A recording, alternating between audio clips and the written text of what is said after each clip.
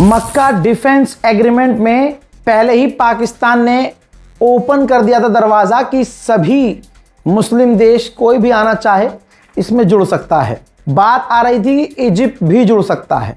कई सारे देशों ने इशारा किया इजिप्ट भी घुस सकता है इसके अंदर, लेकिन इजिप्ट को सबसे बड़ा यानी मिस्र को सबसे बड़ा झटका सऊदी अरबिया ने दे दिया है। सऊदी अरब ने मना कर दिया है कि इजिप्ट शामिल नहीं हो सकता। वजह क्या बताई कि जो इजिप्ट है, जो वहाँ के राष्ट्रपति हैं सीसी, उनके अंडर इजिप्ट ग्रोथ नहीं कर पाया है। इजिप्ट उल्टा अरब देशों के ऊपर निर्भर है, पूरी तरह से अरबों के ऊपर निर्भर है। जो कुछ चाहिए होता है आखिर में अरब को ही इजिप्ट की मदद करनी पड़ती है। इसके दूसरे पॉइंट पर मुझे ये पता चला कि जो मोहम्मद बिन सलमान हैं वो वहाँ इजिप्ट के राष्ट्रपति सीसी को पसंद नहीं करते। लेकिन जो आखिरी पॉइंट है मैं उससे राज़ी हूँ। वजह ये भी है, इजिप्ट से किलस्ता है सऊदी अरब। रीज़न क्योंकि इजिप्ट करीब है यूएई के बहुत ज़्यादा, और सऊदी अरब यूएई से अलग है। ठीक है, दोनों के बीच तनाव है। ये तनाव काफ़ी पुराना है। अगर आप मुझे सुनते हैं तो आपको पता है वजह क्या है। मैं उस वजह पे जाऊंगा तो आधे घंटे की वही वजह हो जाएगी। बहरहाल, लेकिन सऊदी अरब ने, जो उनके ऑफिशियल्स हैं, उन्होंने कहा है कि इजिप्ट शामिल हो सकता है मक्का एग्रीमेंट में, लेकिन उससे पहले इजिप्ट को अपनी हालत सुधारनी होगी। वो हालत चाहे गरीबी हो, चाहे वहाँ की सरकार हो, क्या हो, कुछ भी हो सकता है। बहरहाल, टांग अड़ाई है सऊदी अरब ने, इजिप्ट को झटका दिया है कि मक्का डिफेंस एग्रीमेंट में आप शामिल नहीं हो सकते। उधर हुथीज का मामला है, क्योंकि आप मिडिल ईस्ट स्पेशल रिपोर्ट देख रहे हैं तो हुथीज का ये मामला है। आपने नोटिस किया होगा ईरान के तरीके से, बिल्कुल ईरान के स्टाइल में हुथीज सऊदी अरब पर सटीक हमले कर रहा है। वो 15-20 मिसाइलें ईरान की तरह, जो पहले ईरान दागता था वैसे वो भी नहीं दाग रहा है। वो भी एक मिसाइल दागता है, एक ड्रोन दागता है, सटीक हमला होता है। सऊदी अरब के डिफेंस सिस्टम उसको रोक नहीं पाते हैं।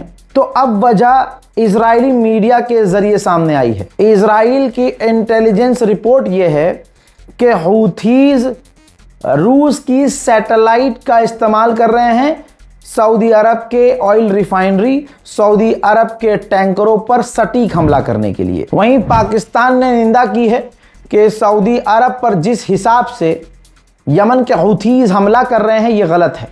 पाकिस्तान पहली बार मिडिल ईस्ट में पूरी तरह से घुस चुका है और सऊदी अरब के समर्थन में पाकिस्तान को बयान देना पड़ेगा, क्योंकि मक्का एग्रीमेंट जस्ट अभी हुआ है। हूथीज ने जो जंग छेड़ी है, इसमें ऐसा नहीं है कि हूथीज का नुकसान नहीं हो रहा है। यमन की ऑफिशियल सरकार ने बताया है कि एक हफ्ते के अंदर हम 80 से ज़्यादा हूथीज को कत्ल कर चुके हैं। सबसे बड़ा अगर वॉर क्रिमिनल है तो खुद जानते हैं आप, अमेरिका है। आज सारी दुनिया अमेरिका को पहचान चुकी है। अमेरिका ने माना है, क्या माना है, ये रही रिपोर्ट। अमेरिका का अखबार है CBS न्यूज़। यूएस मिलिट्री ने माना है कि पिछले साल जब हमने हमला किया था यमन पर, तो हमारे हमले में 153 सिविलियंस मारे गए थे यमन में। भाई, 153 जानों की कीमत क्या है? कोई कीमत नहीं है। अमेरिका ने बड़े आराम से मान लिया है कि हाँ जी, हमने जो पिछले साल यमन पर हमला किया था 153 सिविलियंस मारे गए। क्या अकाउंटेबिलिटी है अमेरिका की? क्या अमेरिका मुआवजा देगा? क्या अमेरिका माफी मांगेगा? नहीं। हूथीज को आप कितना भी कमजोर दिखा दीजिए, लेकिन ईरान से 2 कदम आगे ये हूथीज रहते हैं हिम्मत में। हूथीज ने साफ साफ कहा है कि अगर इसराइल सोमालिया में आया तो हम सीधा उन पर हमला कर देंगे। वहीं हूथीज ने कंफर्म किया है कि यमन के जिन इलाकों में सऊदी अरब की मौजूदगी थी, सऊदी अरब के ऑफिशियल्स, सऊदी अरब की फौज, सऊदी अरब के हथियार थे, हमने वहां और हमले किए हैं और आगे और करेंगे। आपको लग रहा है कि तमाम मामलों में सऊदी चुप है? नहीं भाई साहब, यमन के उन इलाकों में जहां पर हूथीज की मौजूदगी होती है वहां पर सऊदी अरब ने भी बमबारी की है। पाकिस्तान ने ऐलान किया है कि हम मेहनत कर रहे हैं, काफ़ी मेहनत कर रहे हैं कि एक टेबल पे अमेरिका और ईरान को बिठाया जा सके, बातचीत करवाई जा सके। वहीं सऊदी अरबिया ओमान से बात कर रहा है, लगातार बात कर रहा है कि समुद्र में हुर्मुज के लिए, यानी हुर्मुज क्रॉस करने के लिए एक नया रास्ता तलाश किया जाए।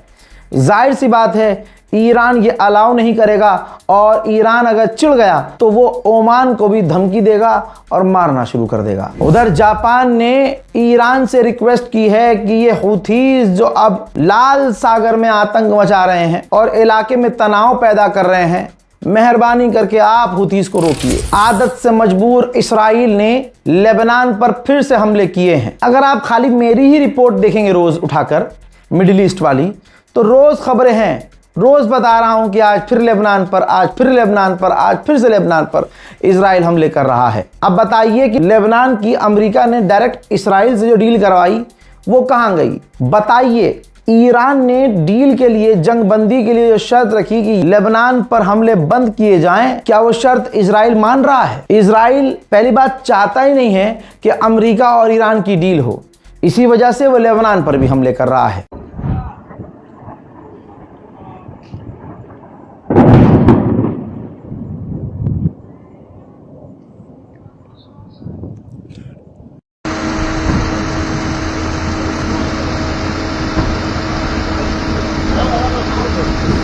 जैसा फिलिस्तीन गाजा में किया इजराइल ने, वेस्ट बैंक में करता है इजराइल, कर रहा है, वैसे ही लेबनान में, साउथर्न लेबनान में इजराइल आग लगा रहा है, जंगलों में जमीनों को बंजर कर रहा है, वहां लोगों पर हमले कर रहा है। वजह यह है ताकि वो जमीन रहने लायक ना रहे और लेबनान के लोग वहां से पीछे हट जाएं, भाग जाएं। हजरात, इसराइल और लेबनान दोनों ने इटली, ब्रिटेन, स्विट्जरलैंड, इंडोनेशिया, इन 4 देशों को चुना है कि ये देश वेरीफाई करेंगे कि लेबनान में हिजबुल्ला पीछे हटा है या नहीं, लेबनान हिजबुल्ला में हथियार डाल रहा है या नहीं, तभी उसके बाद शांति आएगी। अब दोस्तों, ये सब ड्रामा इसलिए लगता है मुझे क्योंकि कल ही ये देखिए, लेबनान के अंदर घुसकर इजराइल के जो वॉर मिनिस्टर है, डिफेंस मिनिस्टर, अलल ऐलान कह रहा है कि हम कभी भी Syria, Gaza, West Bank, Lebanon से बाहर नहीं निकलेंगे, चाहे कुछ भी हो जाए।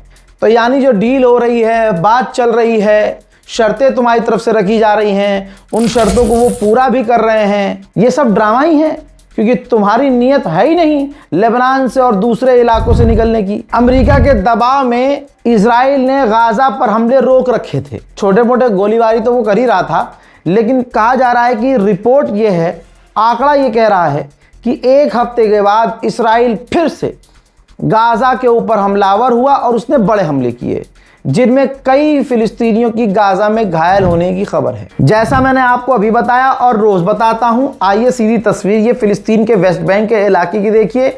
इस्राइल की सरकार फिलिस्तीनियों के मकानों को लगातार तोड़ रही है और उनको उजाड़ रही है। यहूदी वहां पर कब्जा कर रहे हैं और मुसलमान देश इस्राइल के साथ हाथ मिला रहे हैं। दोस्तों, बरतानिया ने क्या माना है? ब्रिटेन ने कबूल किया है कि हमारे यहाँ चुनाव में, जो हमारे यहाँ ब्रिटेन के अंदर इजरायली कंपनियां हैं, वो चुनाव में इंटरप्ट कर रही थी, चुनाव में टांग अड़ा रही थी।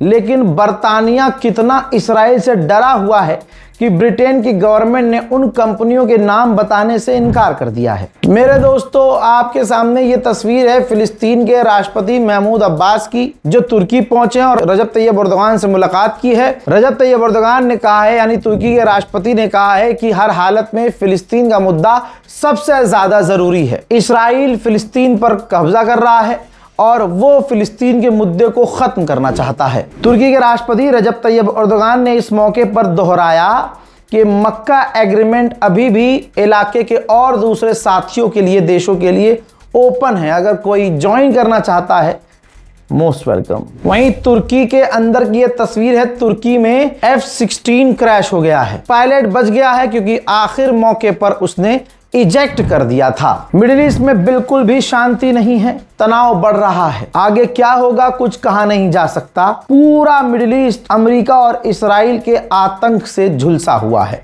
मिडिल ईस्ट स्पेशल रिपोर्ट में फिलहाल के लिए इतना ही।